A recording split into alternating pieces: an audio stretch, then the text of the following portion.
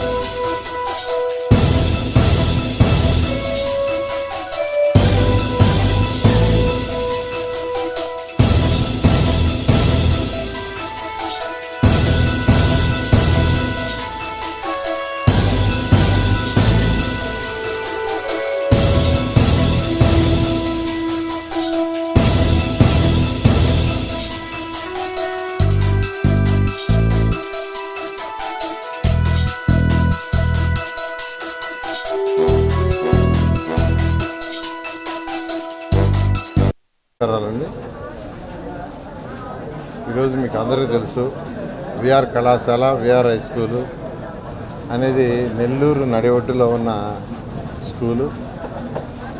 ఒకప్పుడు ఇదే స్కూలు ఇదే కాలేజీలో ఈ క్యాంపస్లో మొత్తం 8,000 పైగా స్టూడెంట్స్ ఉండేవాడు. నేను చదివేటప్పుడు కానీ నేను ఈ కళాశాల ఉద్యోగం చేసేటప్పుడు కానీ 8,000 పైగా 3 షిఫ్ట్లు, మార్నింగ్ షిఫ్ట్ డిగ్రీ, మధ్యాహ్నం షిఫ్ట్ ఇంటర్మీడియట్, రాత్రి డిగ్రీ అండ్ ఇంటర్మీడియట్ 2.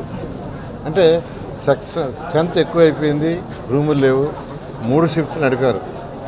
అలాంటి కళాశాలలో ఈరోజు యాక్చువల్గా ఉన్నటువంటి హై స్కూల్ మూసేశారు. నిజంగా గత ప్రభుత్వం నిర్విరామంలో ఒక భాగం.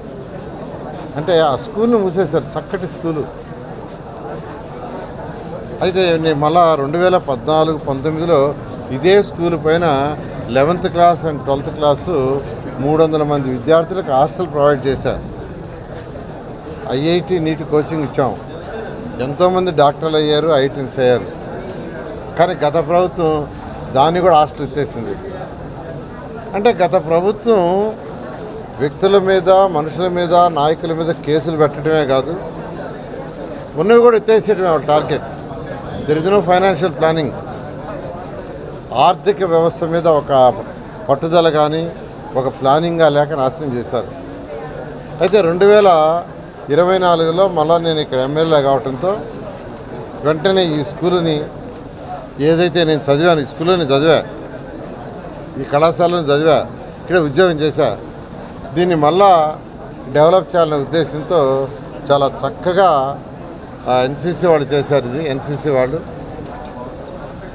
ఎన్సీసీ వాళ్ళు ఈ స్కూల్లో రూములు చాలా చక్కగా చేశారు. ఇంకా కూడా చేయాల్సింది. గ్రౌండ్ ఫ్లోర్ మొత్తం ఆల్మోస్ట్ ఫైనల్ స్టేజ్కి అయిపోయింది, ఓన్లీ ఫినిషింగ్ ఉంది. ఫస్ట్ ఫ్లోర్లో వేరే విద్యార్థులు ఉండటం వల్ల వాళ్ళని షిఫ్ట్ చేసిన తర్వాత దాన్ని చేయాలనుకున్నారు. రేపు ఎల్లుండో కమిషనర్ గారు వాళ్ళని షిఫ్ట్ చేసి వాళ్ళకి ఎటువంటి ఇబ్బంది లేకుండా చేసి ఆ పై రూమ్లు వాళ్ళకి ఇస్తే చేస్తారు. ఇక్కడ చక్కటి ప్లే గ్రౌండ్ చేయమన్నాను ఈ పిల్లలకి.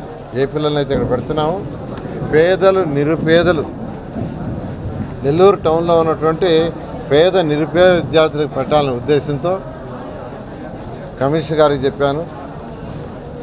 పేదలు నిరుపేదలు అంటే డెఫినేషన్ ఏంటంటే తల్లులు లేని వాళ్ళు, తండ్రులు లేని పేదవాళ్ళు, అదేవిధంగా బీడీలు చుట్టలు చుట్టుకునే వాళ్ళు, ఉదయాన్నే ఇళ్లలో వంట పని చేయడానికి కానీ పాసి పని చేయడానికి పోయేవాళ్ళు పిల్లలు. ఎందుకంటే నేను ఎలక్షన్స్కి ముందు 84,000 తిరిగా డోర్ టు డోర్. వాళ్ళందరినీ నా కళ్ళతో చూసి చెవులతో విన్నా, వాళ్ళ పరిస్థితి చూసా.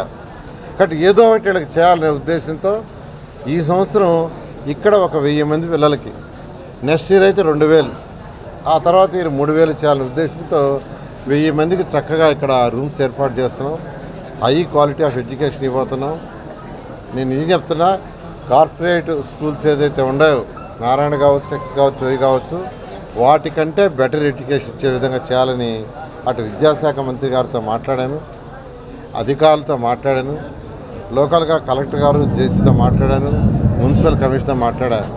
నెల్లూరు మున్సిపల్ కార్పొరేషన్ వాళ్ళకి ఉదయాన్నే బ్రేక్ఫాస్ట్ అరేంజ్ చేస్తుంది, ఈవినింగ్ స్నాక్స్ అరేంజ్ చేస్తుంది, మధ్యాహ్నం ఎట్టా ప్రభుత్వం పెడుతుంది.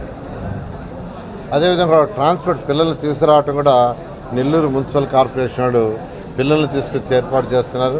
మళ్ళీ ఇంటికాడ వదిలే ఏర్పాటు కూడా వాళ్ళే చేస్తారు. ఇలా ఒక చక్కటి, అంటే పూరెస్ట్ ఆఫ్ ది పూర్ పిల్లలకి చక్కటి ఏర్పాటు చేసే విధంగా చేస్తున్నాం. ఎందుకంటే నేను చదివిన స్కూలు, నేను పనిచేసిన కాలేజీ, అందువల్ల ఎమ్మెల్యే కాకముందే, అంటే ఎలక్షన్స్ ముందే నేను చెప్పా, ప్రభుత్వం వస్తే ఈ స్కూల్లో కనీసం 2000 మంది పిల్లలు చదివితే చేస్తానని. First year 1000, second year 1000, third year కూడా ఇంకో 1000, చెప్పిన దానికంటే ఎక్కువ చేస్తామని తెలియజేస్తూ ఈ అవకాశాన్ని నిరుపేదలు ఉపయోగించుకోవాల్సిందిగా కోరుకుంటున్నాను. Thank you. అంటే నిరుపేదలు ఎవరైతే ఉన్నారో, అంటే పాచి పని కానీ, స్కావెంజర్స్ కానీ, అలాగే బీడీలు చుట్టేవాళ్ళు కానీ, అలాగే చుట్టలు చుట్టేవాళ్ళు కానీ, తల్లి లేదా తండ్రి ఎవరన్నా